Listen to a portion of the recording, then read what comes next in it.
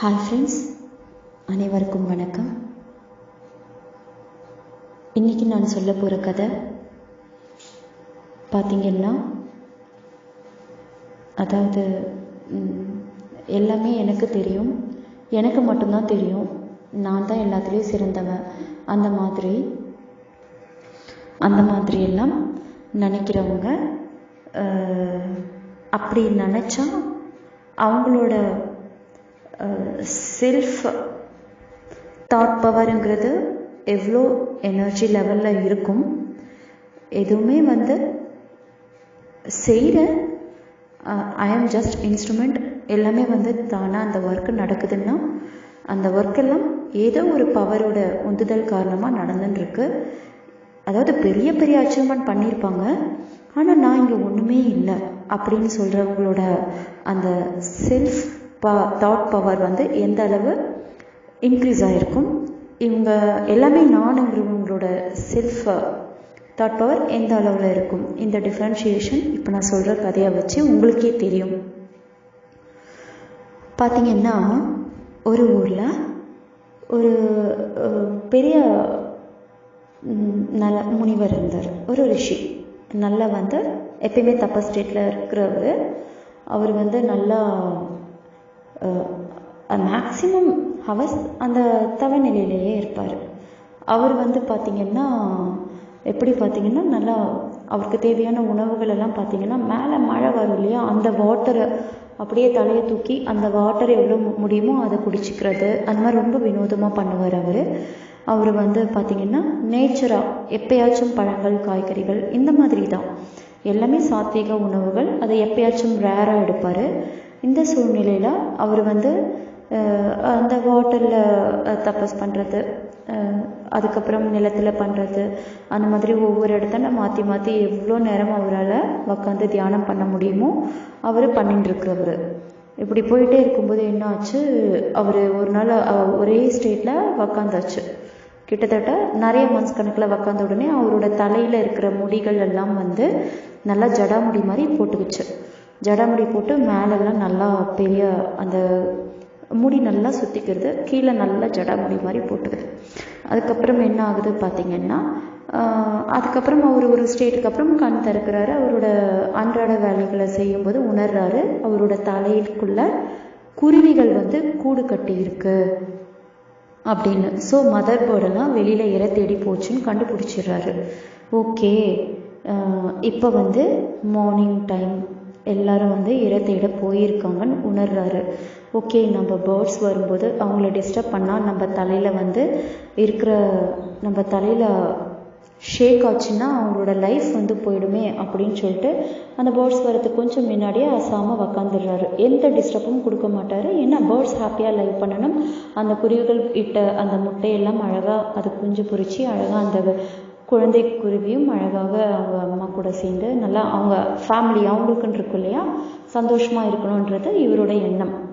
இதில் பார்த்திங்கன்னா அவர் அப்படியே மெயின்டைன் ஆகுறாரு, எந்த டிஸ்டர்பும் இல்லாமல். அதே மாதிரி குருவிகள் ஈவினிங் வரும்போது அழகாக அப்படியே அசாமல் உக்காந்துருவார். ஏன்னா இவருக்கு பயம், கொஞ்சம் அசைஞ்சால் கூட பேர்ட்ஸ் எல்லாம் டிஸ்டர்ப் ஆகிட்டு அதுக்கப்புறம் வராமலே போயிடுமோ அப்படிங்கிறது அவரோட ஒரு கவலையும் கூட. ஏன்னா அதோட லைஃப் போயிடக்கூடாது, அது அழகாக நம்மளோட தலையில் வாழ்ந்துட்டுருக்கு அப்படின்ட்டு அந்த அவரோட தலைகளை அசைக்காமல் அப்படியே உக்கார்றாரு.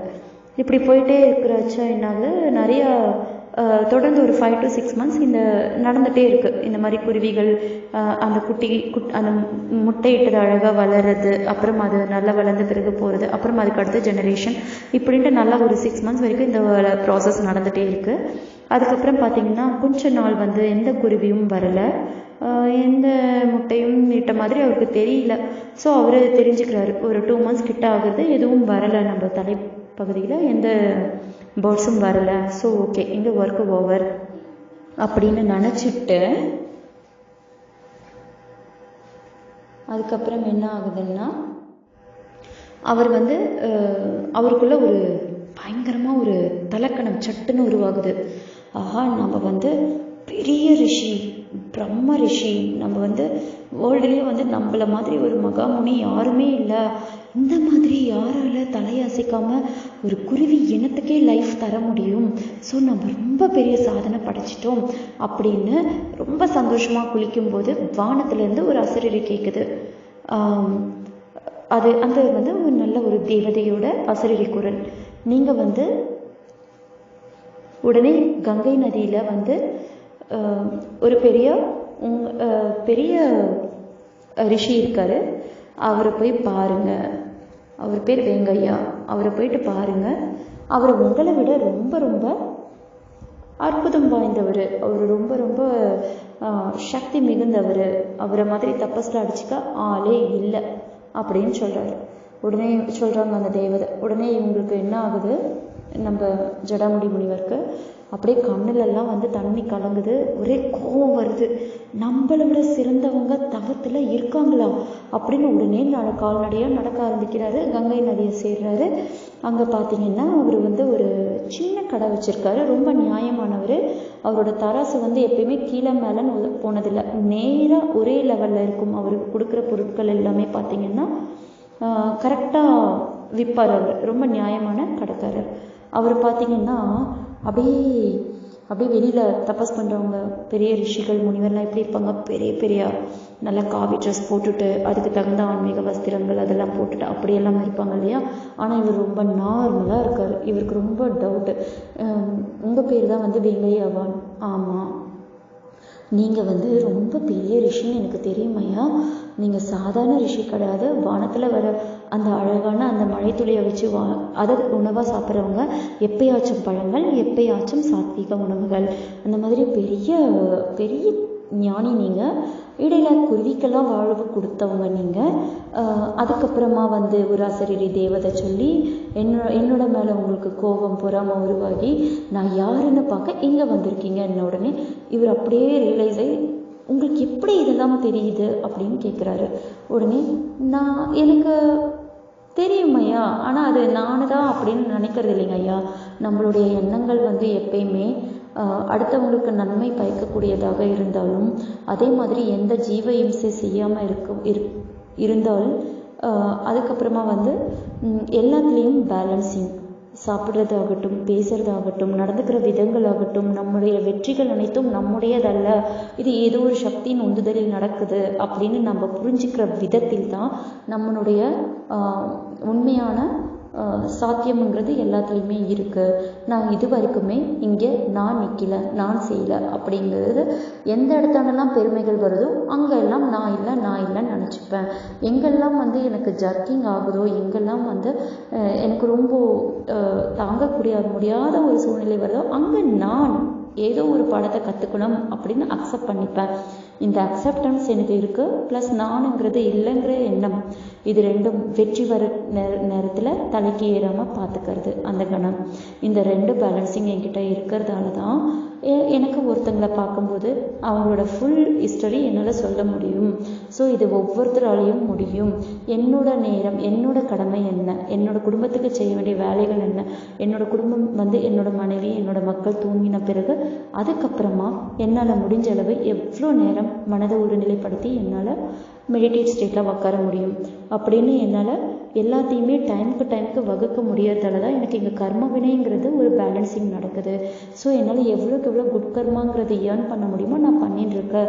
ஸோ ஒட்டு மொத்தமாக என்னால் எந்த உயிருக்கும் தீங்கு செய்யாமல் மற்றவங்ககிட்டையும் எந்த உயிரும் துன்புறுத்தக்கூடாது, அந்தந்த உயிருக்கும் ஒரு ஃபேமிலி இருக்குன்றத என்னால் எவ்வளோக்கு எவ்வளோ எஜுகேட் பண்ண முடியுமோ பண்ணிட்டு இருக்கேன். அதனால கிடைச்ச ஒரு பவர், இது வந்து இறைவன் என்று சொல்லப்படுகின்ற ஒரு சக்தி அவங்க மூலயமா எனக்கு வருது. அந்த இறைவன் ஒவ்வொருத்தருக்கும் பல பல விதங்கள், அவங்கவுங்க பார்க்கக்கூடிய வடிவங்கள், அதுலேருந்து ஒரு பவர், அவ்வளோதான். சூரியன் எல்லாருக்கும் பாகுபாடு பார்க்காம எப்படி ஒளியை கொடுக்குதோ, நம்ம ஒவ்வொரு மனிதர்களும் வந்து ஒரு அணுவாக இந்த பிரபஞ்சத்தில் வந்து இருந்திருக்கும். ஒரு அணு தான், நம்மெல்லாம் பெரிய உருவம் கிடையாது, நம்ம ஒரு சின்ன அணு. ஸோ நம்மளோட சக்தி எவ்வளோ இருக்கணும், எப்படி பேலன்சிங் ஆகுது என்றது எல்லாமே நம்ம எண்ணங்களை டிபெண்ட் பண்ணித்தான் இருக்குது.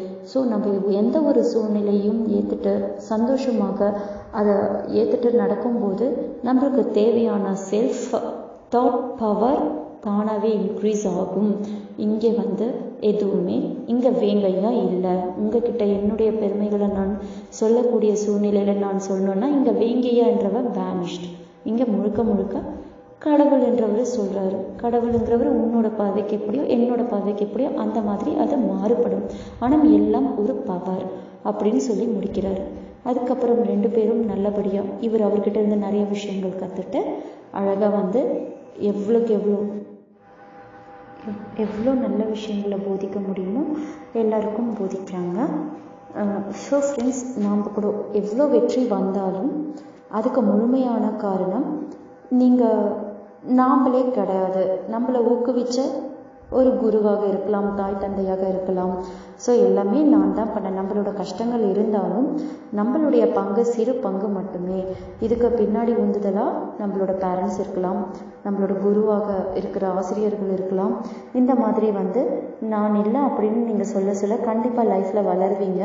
அது எங்கே சொல்லணும், எந்த இடத்துல சொல்லணும் என்ற பக்குவம் நீங்கள் நிறைய நல்ல நல்ல புத்தகங்கள் படிக்க தானாகவே உங்களுக்கு வந்துடும். For example doctor Deepak Chopra, அதுக்கப்புறம் பரமஹம்ச யோகானந்தோட ஆட்டோபயோகிராஃபி ஆஃப் யோகின்ட்டு ஒரு புக்கு, அதுக்கப்புறம் ரமண மகரிஷி புக்கு. இந்த மாதிரியெல்லாம் படிக்க உங்களுக்கு அந்த சிந்தனைகள் தானாகவே வந்துவிடும். Okay, thank you friends.